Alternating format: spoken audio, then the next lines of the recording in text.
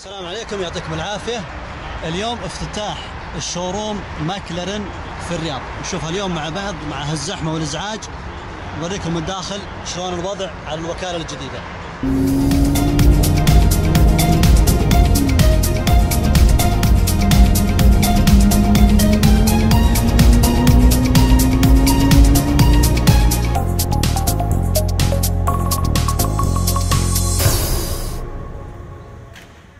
هذه الحلقة برعاية بريك اوت كافي تراك الرياض مقابل المترو شارع العروبة.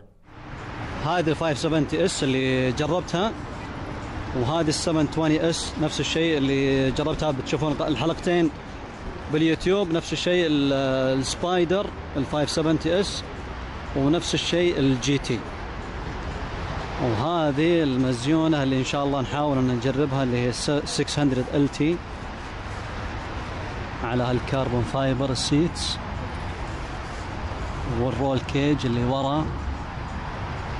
ان شاء الله نجربها، بس خلنا ندخل داخل ونشوف افتتاح الشوروم الجديد وكيل نحو الشرق.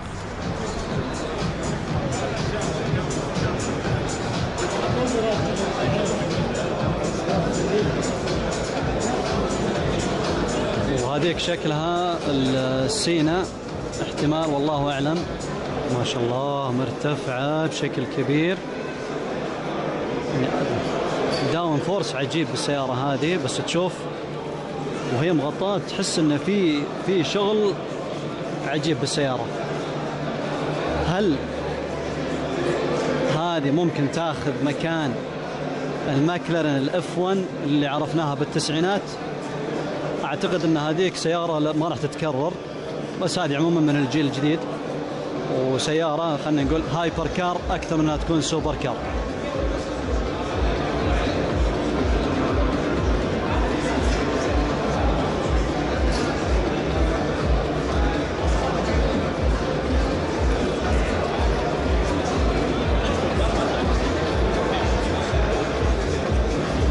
السلام عليكم ورحمة الله وبركاته، وأهلا وسهلا بكم في حفل افتتاح معرض مكلارين الرياض. والآن نترككم مع تلاوة مباركة لآيات عطرة من الذكر الحكيم.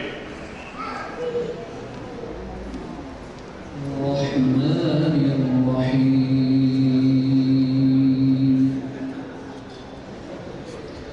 الله لا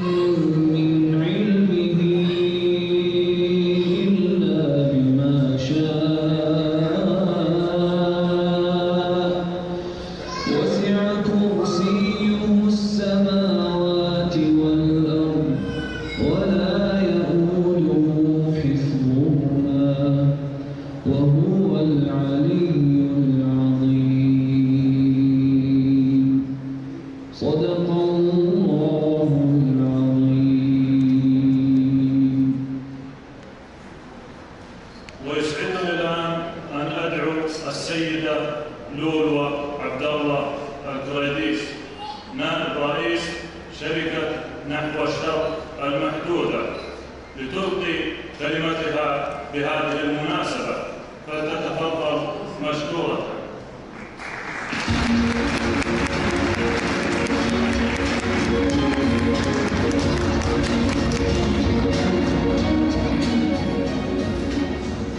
بسم الله الرحمن الرحيم.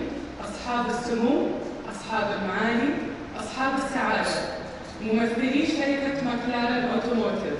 ضيوفنا الكرام، السلام عليكم ورحمة الله وبركاته. بالأصالة عن نفسي وبالنيابة عن شركة نحو الشرق وكيل سيارات مكلارين في المملكة العربية السعودية، يسرني أن أرحب بكم جميعا في هذه المناسبة الهامة.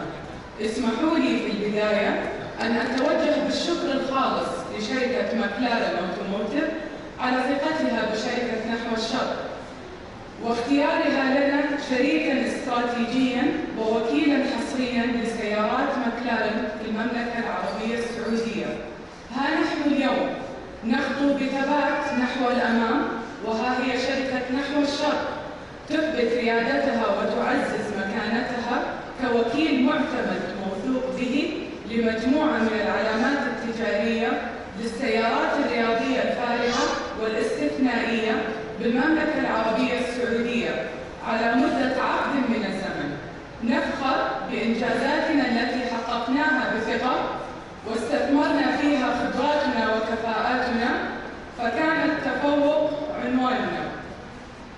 ندخل اليوم مرحلة جديدة، وهي افتتاح أول صالة عرض للعلامة البريطانية الشهيرة مكلارين بالعاصمة السعودية الرياض. صالة عرض تضم أحدث طرازات مكلارين أوتوموتيف وتبلغ مساحتها 600 متر مربع، وعلى مسافة قريبة يقع مركز للصيانة وخدمات ما بعد البيع مزود بأحدث التجهيزات والحلول التقنية التي تواكب تطلعات عملائنا، ويشغله فريق معتمد ومدرب من قبل شركة مكلارين أوتوموتيف. تحرص شركة نحو الشرق المحدودة على تقديم خدمات استثنائية ذات معايير عالمية لعملائها الكرام خلال رحلة تملكهم لسيارة مكلارين، بدءاً من لحظة دخولهم لصالة العرض وانتهاءً بحصولهم على الخدمة المطلوبة عبر منظومة تتسم بالراحة القصوى والرضا التام. نعتبر هذا الحدث فصلاً جديداً لشراكة واعدة مع مكلارين أوتوموتيف واستمرار لخطط نحو الشرق الطموحة في افتتاح المزيد من صالات العرض بمختلف أرجاء المملكة. أشكر لكم حضوركم اليوم، ويسرنا الآن أن نرحب بالسيد إلي بدر الرئيس التنفيذي في شركة نحو الشرق، وأدعوه لإلقاء كلمته. والسلام عليكم ورحمة الله وبركاته.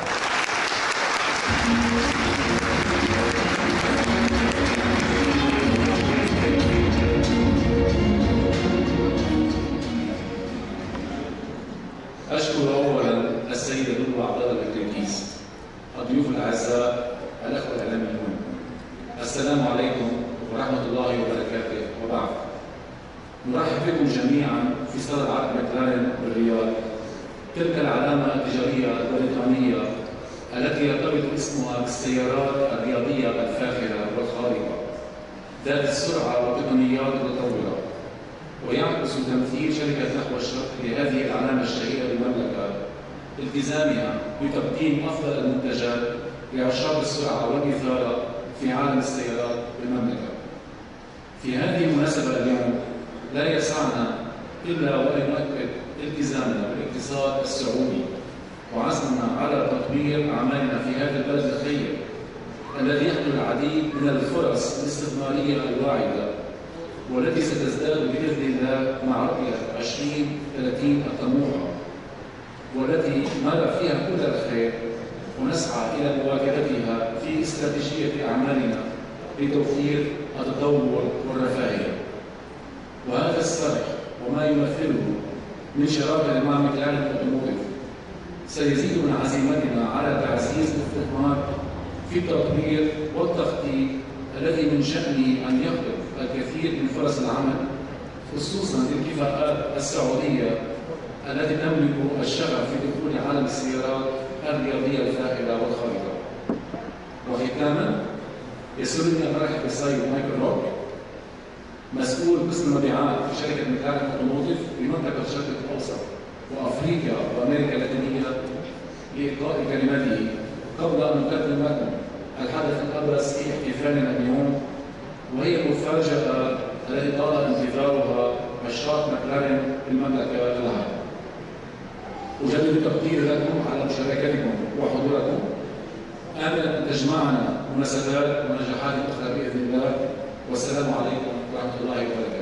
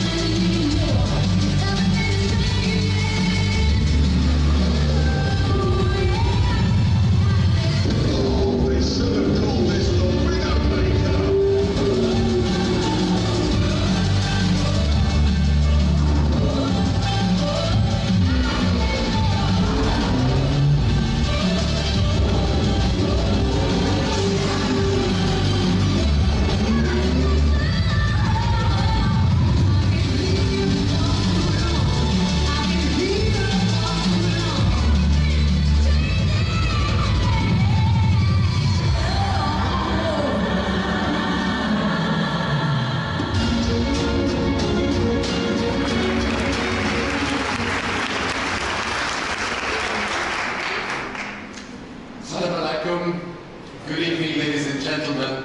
Thank you for joining us here today at the grand opening of a new facility here at McLaren Riyadh.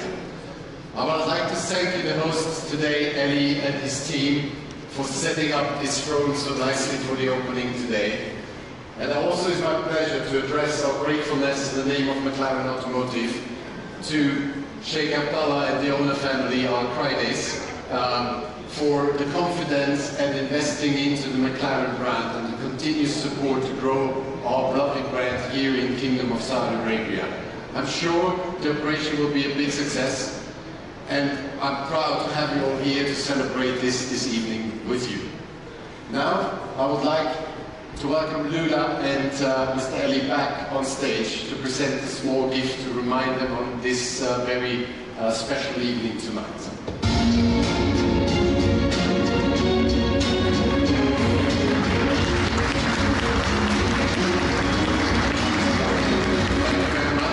Eli, all the best.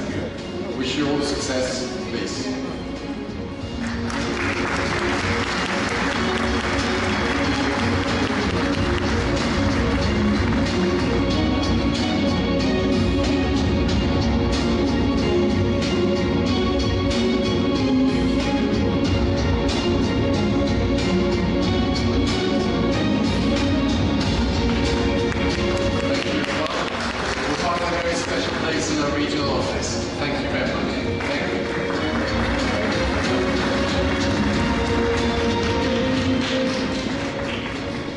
Being a member of the McLaren family is not just about buying one of our cars, although we like to have many more customers. It offers also the entry to an exclusive club of people who are very passionate about driving supercars. Today our family is growing again, and I'm pleased to let me take the opportunity tonight to share a little bit about our brand and our humble beginnings of McLaren. The story of McLaren I will introduce to you is much shorter than many of our competitors, so you're lucky. My presentation will not take the whole evening. As you can see on the screen, many of our competitors are over 100 years in the business. We were only established in 1963 in Woking in England, which is still our home, as a fearless racing team. Our founder, Mr. Bruce McLaren, was a racing driver, came originally from New Zealand. He won his first race at the age of 16 years, and he was coming to the UK on a racing scholarship. He did celebrate many more wins in Formula One, IndyCar and the Mecano series. And Bruce McLaren was not only a great driver, he was also an engineer, a businessman, and managed to lead his team by himself. Today, he's remembered as one of the greatest pioneers in motorsports of this era. Bruce McLaren always was dreaming about having his own supercar company. He developed a prototype, which you see here, the M6 GT, and it was extremely advanced for the times in terms of design and in performance. Only a few prototypes were built, but we are lucky to have one in our possession at McLaren in the UK. Sadly for him, he did never see his dream come true because he died 1970 in Goodwood testing one of his cars. But his spirit, determination, values are still around at McLaren today, and he would be proud to see you here or watching this new McLaren. As you may know, McLaren Automotive was only founded in 2010 with the mission to be the iconic supercar company. We achieved this through creating the best driving cars using technology to enhance the driving experience. The core strategy of McLaren is to use lightweight carbon fiber chassis on which all our existing models are based. The material is lighter, stiffer and more safe than any other material you can build chassis on today. The result? We've come to the rival of the well-established supercar brands in a very, very short time. Let me introduce our model lineup.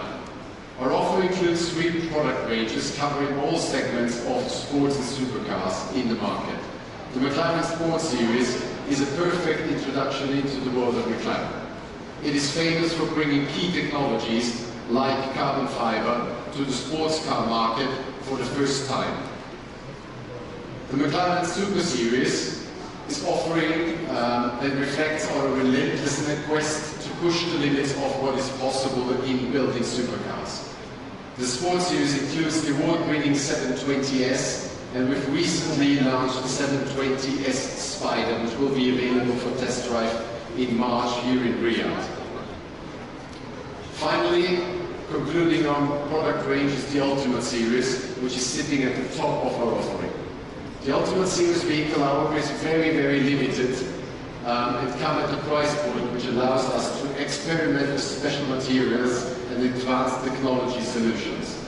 The model lineup of the Ultimate Series consists currently of the Speedtail and of the McLaren Senna, our ultimate track vehicle. We're proud that we can later today unveil the Senna here this evening.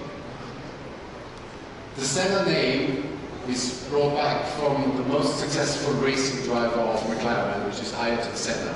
The Brazilian racing driver was a truly inspirational figure and won all 3 of his Formula 1 titles on a McLaren. His spirit still lives within the company and was famous for his ability to take a race car to the limit. With the McLaren Senna, we aspire to create a car which will be true to his legendary driving abilities. The Senna is the lightest, the fastest and the most engaging McLaren road car we've ever built. The car offers the purest possible connection between the driver and the car. It generates truly groundbreaking performance figures which you can see on the screen, and it's a real hypercar with the racing DNA. The Senna is the closest you can ever get to a racing car with a car that is still being road legal.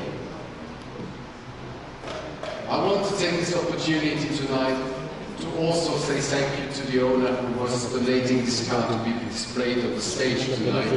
And I also want to thank you, ladies and gentlemen, for your attention, and I hope you will enjoy this evening with McLaren. But finally, and not at least, I'm very pleased to present to you our ultimate track car. Ladies and gentlemen, welcome to McLaren Senna.